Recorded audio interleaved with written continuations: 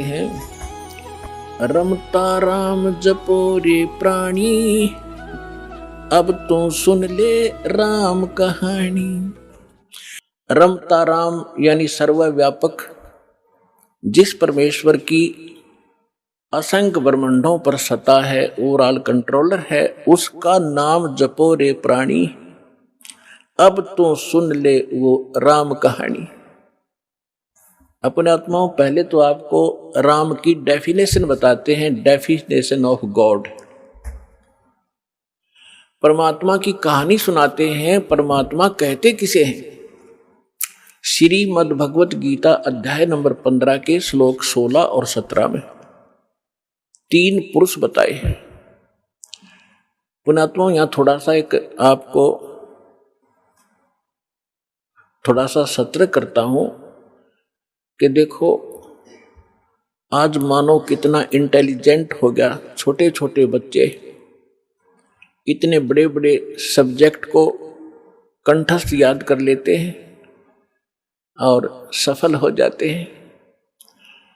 इसी प्रकार आप विद्यार्थी हैं इस अध्यात्म मार्ग के, तो इसमें आप जी ने बहुत ध्यान से और परमात्मा के इन सदग्रंथों को ध्यान से सुनना है, और इनको थोड़े से दिन में आपका याद हो जाएंगे ये, जिस कारण से आप विचलित नहीं होगे। इसलिए आपको ये कथाएं सुनाई जाती हैं, रह रह कर उन सदग्रंथों के वो श्लोक और अध्याय बताए जाते हैं, ताकि आप याद रखो और भी कोई पूछे उसको भगत को बता सको। फिर वो जाकर के अपने पास रखी हुई उन पुस्तकों को देखेगा कि इस भक्त ने जो श्लोक और मंत्र बताए हैं ये सही है कि गलत। जब वो अपने सदग्रंथों में देखेगा तो दौड़ा दौड़ा फिर वो सतलोक आश्रम बरवाला में आ जाएगा। इसलिए दास आपको रह रह कर ये रेफरेंस याद दिलाता है, और जब पूरे विश्व में ये यथार्थ ज्ञान फैल जाएगा, फिर केवल आपको भगवान की चर्चा सुनाया करेंगे।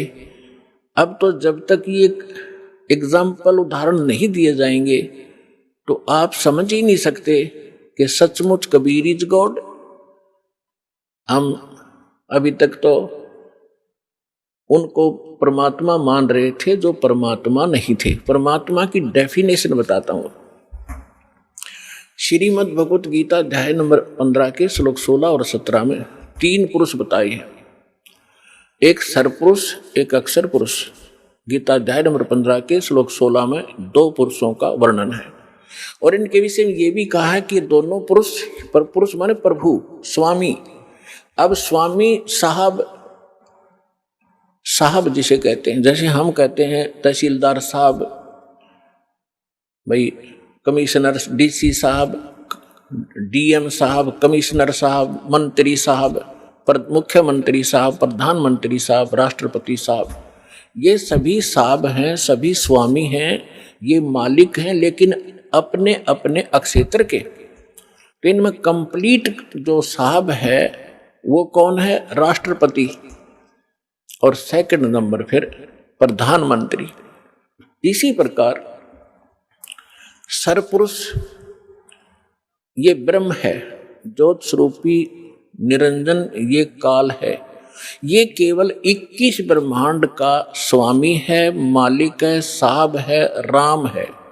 राम कहो, साहब कहो, गॉड कहो, अल्लाह कहो, रब कहो, खुदा कहो, ये उस परमात्मा के ही पर्यायवाची भाषा भिन्न नाम है। तो ये इन दोनों के विषय में कहा 15वें अध्याय के 16वें श्लोक में श्रीमद् भगवत गीता में कि सरपुरुष और अक्षर पुरुष इस पृथ्वी वाले लोक में ये 2 पुरुष हैं, और इनके अंतर्गत जितने प्राणी आते हैं 21 ब्रह्मांड तो है ब्रह्म के, और 7 शंख ब्रह्मांड, नील, पद्म, शंख, ये काउंटिंग है गणित रीति से। 7 शंख ब्रह्मांड का स्वामी है अक्षर पुरुष। वैसे अक्षर का अर्थ होता है अविनाशी, लेकिन ये अविनाशी नहीं है, ये चिरस्थायी है, और इसलिए इसको भी अविनाशी कहा गया है। ये वास्तव में अविनाशी नहीं है, क्योंकि इससे अगले मंत्र में 17वें मंत्र में गीता जी में वो स्पष्ट हो जाता है। इसमें क्या बताया कि सरपुरुष और अक्षर पुरुष तथा इनके अंतर्गत जितने प्राणी शरीरधारी हैं ये सभी नाशवान हैं, इंक्लूडिंग सरपुरुष और अक्षर पुरुष। फिर बताया है लेकिन जीवात्मा किसी की नहीं मरती। फिर 17वें श्लोक में गीता अध्याय नंबर 15 के श्लोक 17 में कहा है कि उत्तम पुरुष है तू अन्य, उत्तम पुरुष है तू अन्य। उत्तम माने श्रेष्ठ, पुरुष माने परमात्मा। वो श्रेष्ठ परमात्मा तो इन ऊपर वालों से कोई भिन्न है। और परमात्मा इति उदाहरते, जिसको परमात्मा कहा जाता है, जिसको परमात्मा कहा जाता है उस परमात्मा, वैसे परमात्मा शब्द श्रेष्ठ आत्मा को कहते हैं। तो परमात्मा वो है जो केवल सुख देता है, दुख नहीं देता। बाकी हम अन्य को भी परमात्मा मान बैठे, जैसे सरपुरुष काल को भी हम परमात्मा कहा करते, ब्रह्म को। ये परमात्मा नहीं है। जिस लोक में आप रह रहे हो ये लोक परमात्मा का नहीं हो सकता। किसी का बेटा मर गया, किसी की बेटी मर गई, किसी की कैंसर होगी, किसी की टांग कट गई, किसी के हाथ कट गए, कोई अन्य रोग से पीड़ित है, हाहाकार मचा हुआ है, एक्सीडेंट में मर जाते हैं, फ्लड आ जाती है, अक्षेत्र का क्षेत्र तबाह हो जाता है। यह परमात्मा का लोक नहीं हो सकता। और अक्षर पुरुष के लोक में भी यही स्थिति है।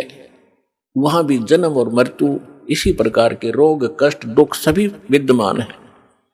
केवल एक सतलोक है, परम अक्षर ब्रह्म, उस उत्तम पुरुष का वो स्थान सतलोक है जहाँ दुख नाम की वस्तु नहीं, वहाँ जन्म, वहाँ मृत्यु नहीं, वृद्धावस्था नहीं और किसी चीज का अभाव नहीं। वहाँ कोई काम नहीं करना पड़ता आपको, कोई टेंशन नहीं, क्योंकि भरा भंडार भगवान का। अब जैसे ये सतलोक आश्रम बरवाला, ये मिनी सतलोक समझ लेना, उसकी रिहर्सल है, उसका एक सैंपल समझो। ये जैसे आप जी यहाँ आते हो, यहाँ आपको कोई टेंशन नहीं, खाने की, रुकने की, नहाने और धोने की। और सारा दिन आप तो एक हफ्ता रुकते हो, 4 दिन रुकते हो, 10 दिन रुकते हो, बना बना भोजन मिलता है, बिछे बिछाए मैट मिलते हैं, ऊपर पंखे चल रहे होते हैं, नहाओ धो, भगवान का भजन करो, चाहे 10 दिन रुको, आपको कोई टेंशन ही नहीं। और ये सतलोक के अंदर ये सुविधा उपलब्ध है। ये काल का लोक है, यहाँ भी हम इतनी सुविधा नहीं उपलब्ध करा सकते परमात्मा के बच्चों को। फिर भी हमारा जितना सामर्थ्य है कोशिश खूब करते हैं, क्योंकि सतलोक आश्रम बरवाला में आम आत्मा नहीं आ सकती, परमात्मा की विशेष लाडली आत्मा ही पहुँच पाती है। भले ही वो दुखी है चाहे सुखी है, फिर यहाँ सुखी करेगा उनको। इसलिए हम संभव कोशिश करते हैं इनको कोई कष्ट ना हो। हम तो दास हैं उस परम पिता के, और आप उस भगवान के समर्थ के बच्चे, आपके लिए हम फिर भी संभव कोशिश करते हैं जितनी हमारा सामर्थ्य है कि किसी प्रकार का इनको कोई कष्ट ना हो। तो कहने का तात्पर्य है कि जितना समय आप यहाँ बिताओगे, ये आपका समय और ही तरह का होता है। यहाँ से जाते ही आप देखना, आश्रम से निकलते ही आपको कितनी टेंशन घेर लेती है, वो करना है, वो करना है, वहाँ जाना, उससे लेना, उसको देना, उसने ऐसे कर दिया।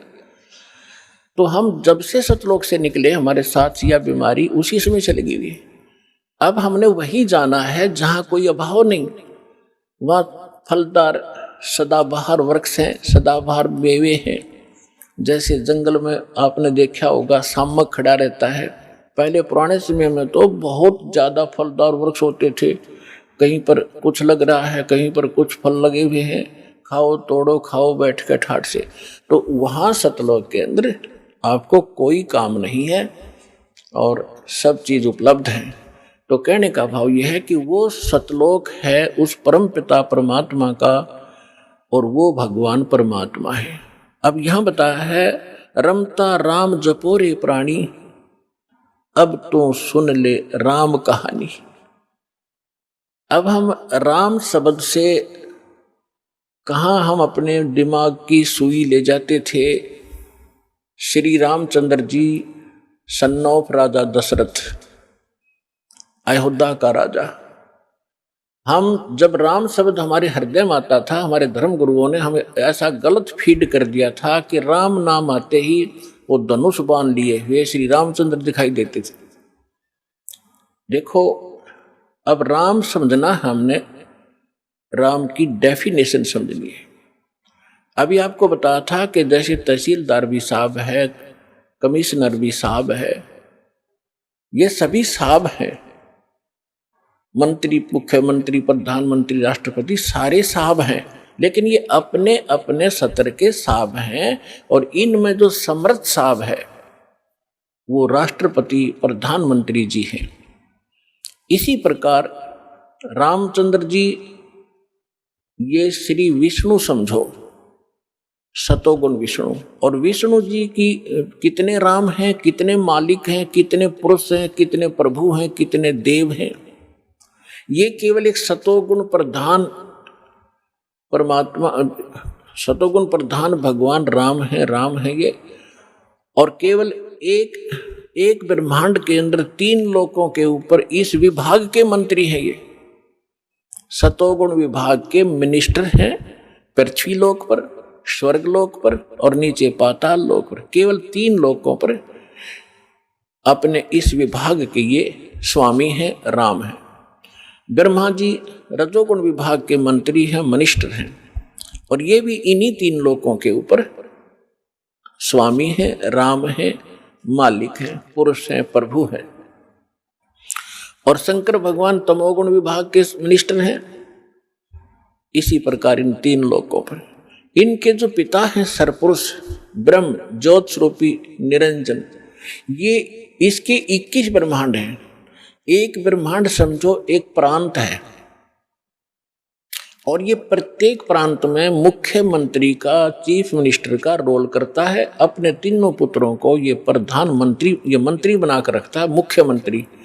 मुख्य मीन यहाँ वाला मुख्यमंत्री नहीं, यानी अन्य से जैसे देव और भी हैं, जैसे जल का देवता वरुण है और धन का देवता कुबेर है, ऐसे ये अलग अलग जो और देवता हैं, जैसे सूर्य प्रकाश स्रोत का देवता भगवान प्रभु सूर्य है। सूर्य ये आग का गोला नहीं है, एक देव है जो इन प्रकाश स्रोतों का स्वामी है। जैसे बिजली मंत्री होता है, बिजली मंत्री, विद्युत मंत्री वो कोई पत्थर का नहीं होता, या कोई वो बिजली चमकती हुई नहीं होता, वो एक इंसान होता है, उसके कंट्रोल में बिजली विभाग होता है।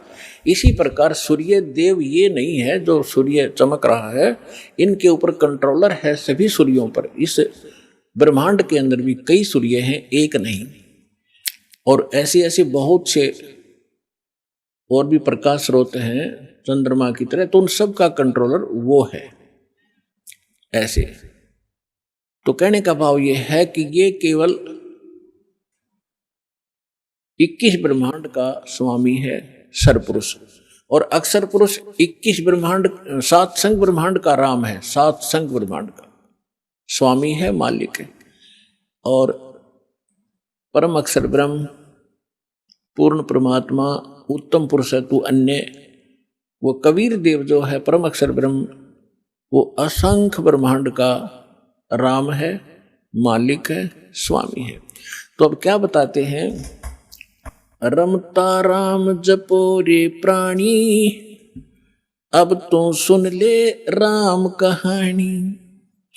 कच्छ मच्छ कूरम ना होते, धौल धरनी नहीं ध्यानी। चंद सूरज 2 दीपक ना थे पवन और पानी। भाई कच्छ मच्छ ये कूरम ना होते, धौल धरनी नहीं ध्यानी। चंद सूरज 2 दीपक ना नहीं थे पवन और पानी।